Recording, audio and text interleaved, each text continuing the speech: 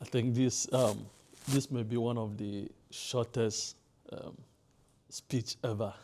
I'll just try to see how I can go about it. So I'm Chidi, and I'll be speaking on this topic: what developers get wrong about inclusion and how to fix it.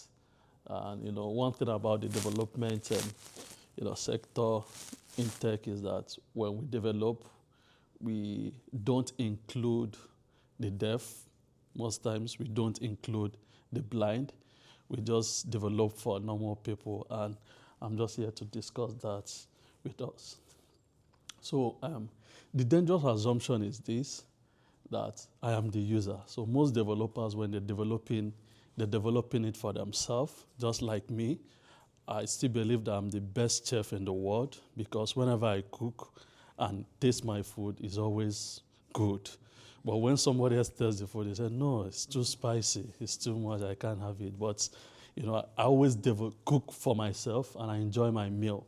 So most developers have that assumption. I'm doing this, I am the user. You're looking at the pictures, you're looking at the landing page, it can fit on mobile, you just feel good. The colors are your colors and you're just okay with that. But many builders, it's not supposed to be so. You're not just building for yourself alone. That is a very big, costly assumption. And when team builds, team are building, we have team that are coming from maybe the same background, that are coming, you have the tech team, you have the front end guy, the back end guy, the full stack. But when you look at their background, you don't have anyone that is representing the deaf community. You don't have anyone that is representing the blind community. They're not even thinking about that. They are just thinking about how to write my code, make it clean, and push to production. While we have other people out there that are not being, considered. Now, the cost of getting inclusion wrong. Now, when you don't include these people when you're building a product, number one is that you're going to lose revenue. We have over 1 billion, deaf people in the world, and you can imagine that number. And we have over $1 trillion, dollars you can make from that number when you include them into your products. Another thing is that you get yourself limited to the small markets. So they look out for what the competitor have to put in, maybe a competitor that included them. The community will, have to go for those kind of products. And another thing is the weak adoption and the poor retention. So they just use it for, just look at your products, it's not fitting into what I want to do. They just jump into something else. So what great team do differently? So part of what we did, like myself, I'm more of an advocate, and I'm advocating for children to learn digital skills and close the gap, and also to make it inclusive for the deaf community and also the blind community. And one of the projects we did here in Nigeria, we have about 38 children. These are deaf children. And in a local school, you can see no windows, just open.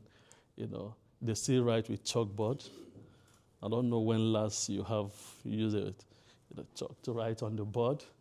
And they don't have desks, so we have to borrow these desks from other places, set up a computer lab. This computer belongs to friends. I have to borrow from friends, to set up a mini hub. And when we started this project, we had something in mind. We already have a curriculum for schools. Over 30 schools in Nigeria is using our products. And we've developed it for normal children. And whenever we use the program, we run it termly. You have the first term, second term, just the way children have other, learn other subjects. But when we had this opportunity to work with these kids, we discovered that it's a different thing altogether. They actively seek, they are the way they understand things, the way they see things, their perspective is different. And now there's a framework, they build, model framework we put into consideration, and I would like to share with developers. When you're building, you need to look into these 5 things. It's more than 5, but I just have to, narrow it down into these 5 things. You need to broaden your definition of users. So you need to make sure that the users you're putting this product out for is not just a specific user, but you need to make it broader. It may not be part of your first version of your products. It may come with the subsequent versions of the product, but you need to put it into consideration while you're deploying your code. You need to understand the ring constraint. Now, you need to learn about bandwidth limits. So there are some products you can build, and because you're in a position where you have high technology, you have speed internet, and with that assumption, you think that every other person is, have access to speed internet, and big bandwidth. You need also to include diverse, tester earlier. So when you're testing your products, you don't just wait until launch. You need to involve people with diverse ability to test your product. So if Mr. A is testing based on this background, you also need to get other people so that you see how these people are using your product and get a feedback that will help you in a subsequent version. You also need to do what we call lead with accessibility, and this will build inclusion from day one. As you're building your products, your first version may not be for everyone, but as you're building for the products with your product team, the product developers, you need to have inclusion in mind. You need to start thinking, how can a deaf person interact with these products? How can a blind person interact with these products? And finally, the design for adaptability. You need to support multiple methods, language, and the rest of them. So these projects we carried out. So we once built a coding structured curriculum that assumed that all users could understand. And when we tried teaching the deaf learners, everything broke. And what did we discover? What broke was that their learning approach was different from other kids. So when you're talking with other kids, you talk. Even a child, at the back seat may not really hear you, but once he's looking at your mouth, he knows what you're saying. But we discovered that the deaf children, they are different. And we also discovered that sign languages are not universal. When there's a sign I can make and it can mean something different for a different child.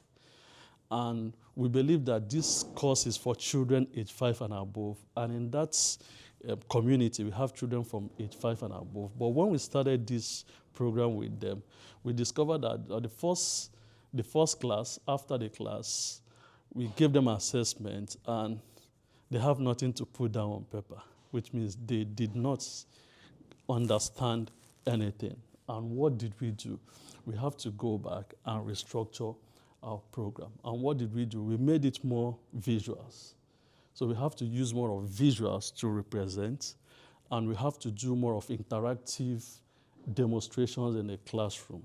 So when you try to tell a child about how to move a robot, and you've signed with the sign language on how to move the robot, most times we have to physically make some steps as robots for them to understand what we are talking about.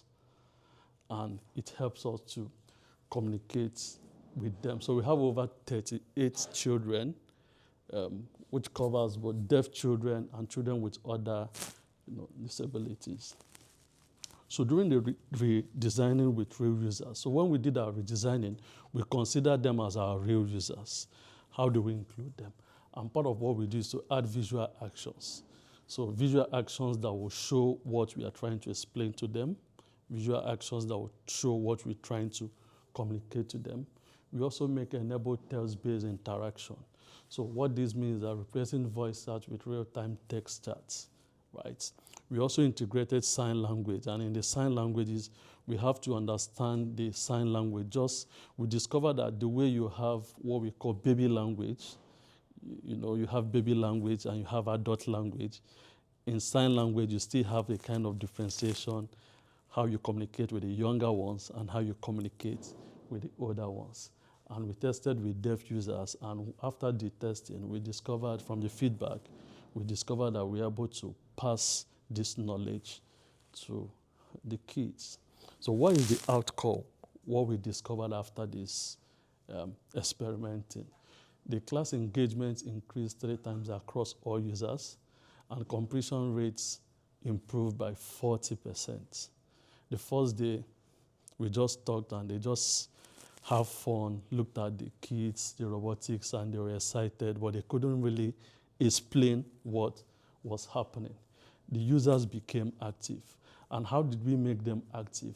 We have to start what we call pair programming.